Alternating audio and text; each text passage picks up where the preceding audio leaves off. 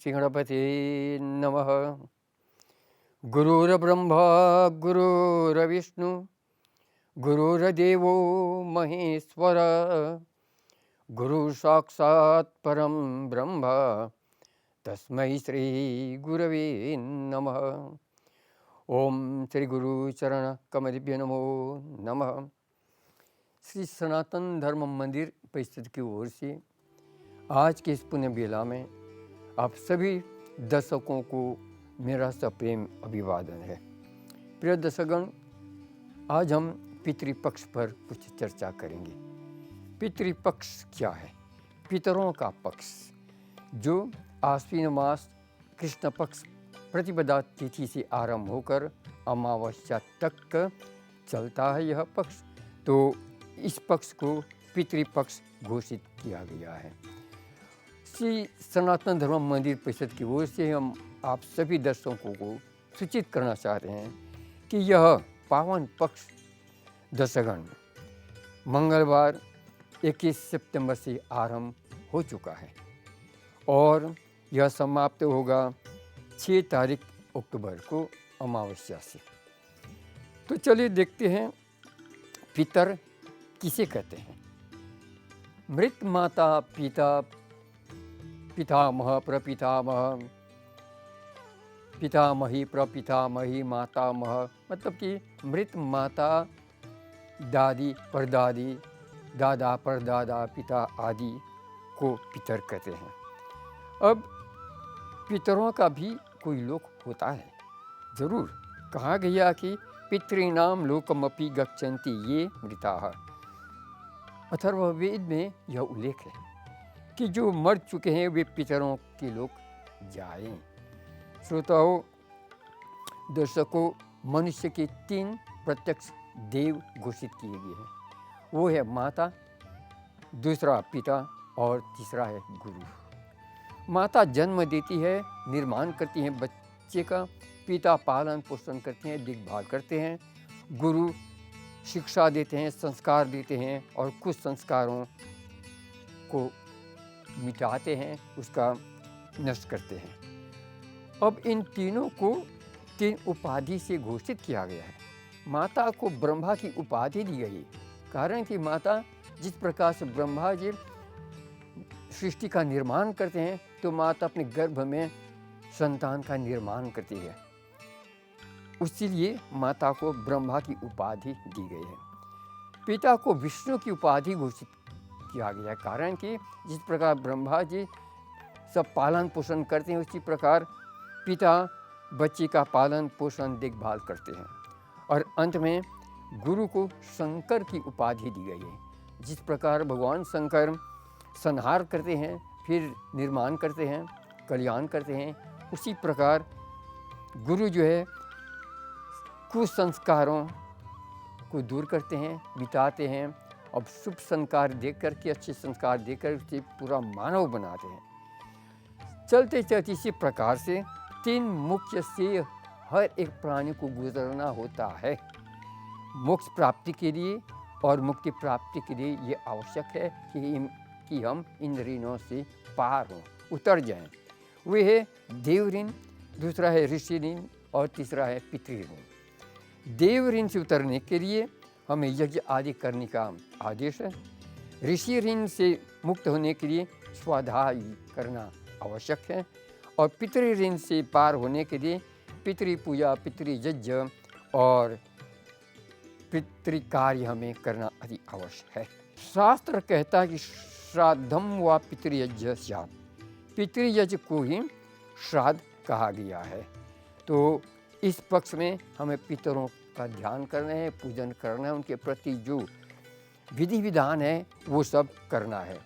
दर्शकगण, शास्त्रों में कहा गया कि पितरों का भी कोई निवास स्थान अवश्य होता है। विदुर भागे पितरो वसंती कहा गया। चंद्रमा की ऊर्ध्व कक्षा के पितृलोक में पितरों का निवास स्थान बताया गया है। जबकि हम पितरों पर चर्चा करें, पितर कौन हमें पता हो गया, तो चलो देखते हैं पितरों के 3 रूप और 3 लोक का भी वर्णन है दर्शक। वे है जैसे कि पिता को वसु रूप दिया गया है और वे वसुलोक में निवास करते हैं। पितामह रुद्र रूप से जाने जाते हैं और उनका लोक रुद्र रूप घोषित किया गया है। प्रपितामह को आदित्य रूप माना गया है और उनका लोक आदित्य लोक घोषित किया है। अब देखते हमें इस पक्ष में, पितृपक्ष में दर्शकगण कर्तव्य क्या बनता है। सही मानव बनने के लिए हमें आवश्यक है कि जिन माता पिता ने हमें जन्म दिया, नाम दिया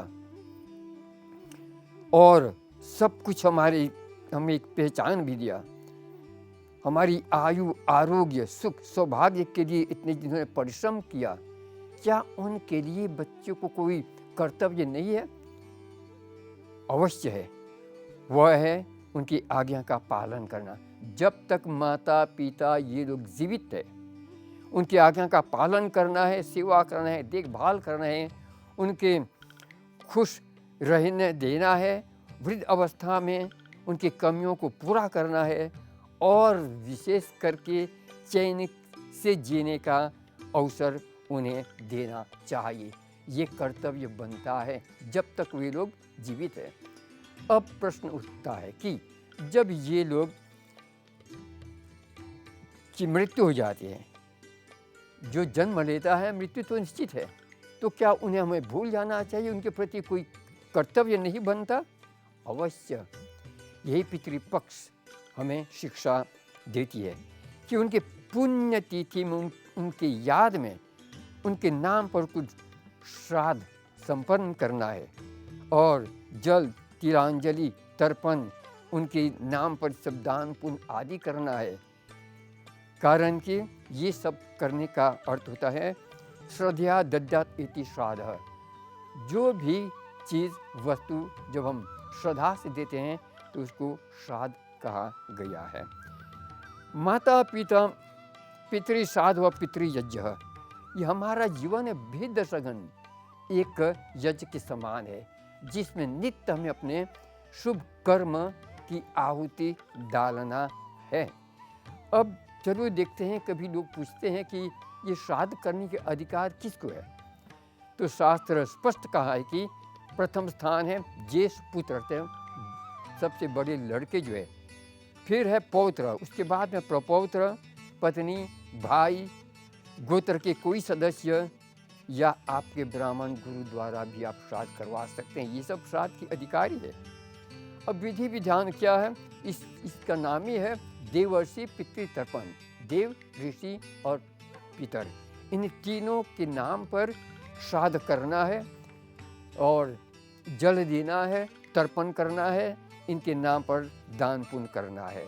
तो देव श्राद्ध जब करते हैं, देव कर्म जब करते हैं तो पूर्व दिशा में, ऋषियों के लिए उत्तर दिशा में और पितरों के लिए जब हम तर्पण श्राद्ध आदि करते हैं तो दक्षिण दिशा में करने का विधि विधान है।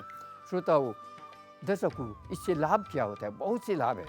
शास्त्र संकेत करता कि आयु प्रजाम धनम वित्तम स्वर्गम मोक्षम सुखानि च पशुन सौख्यम धनम धान्यम प्राप्नुयात् पितृपूजनम। पितृपूजन करने से, पितृ कर्तव्य करने से क्या प्राप्त होता है? आयु, लोग दीर्घायु होते पितरों का आशीर्वाद से। प्रजाम, अच्छे संतान के माता पिता बनते। धन, स्वर्ग, मोक्ष, अनेक प्रकार के सुख आदि ये सब प्राप्त होते हैं दशगन पितृपूजन से। और जो लोग नहीं करते हैं तो पितृदोष लगता है। पितर लोग निराश होकर के अपने लोग को चले जाते हैं, लेकिन कैसे जाते हैं? श्राद्ध भावे स्वभवनम शापम दत्वा व्रजन्ति थे। वो श्राप देकर अपने वंशजों को लौट जाते हैं।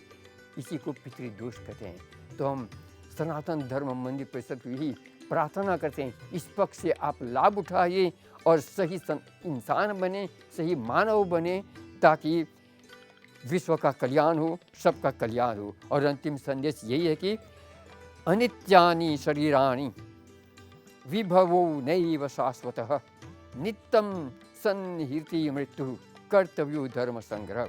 अर्थात शरीर अनित्य है, धन भी सदा रहने वाला नहीं है दशगन, मृत्यु सदा समीप है, इसलिए धर्म संग्रह करना ही चाहिए, अपने कर्म को करना चाहिए। और एक बार हम सभी के लिए कामना करते हैं कि इस पक्ष से आप लाभ उठाइए, सबके लिए ये पक्ष मंगलमय हो। सर्वे भवन्तु सुखिनः, सर्वे सन्तु निरामयः, सर्वे भद्राणि पश्यन्तु, माँ कश्चित् दुःखभाग् भवेत्। ओम शांति शांति शांति।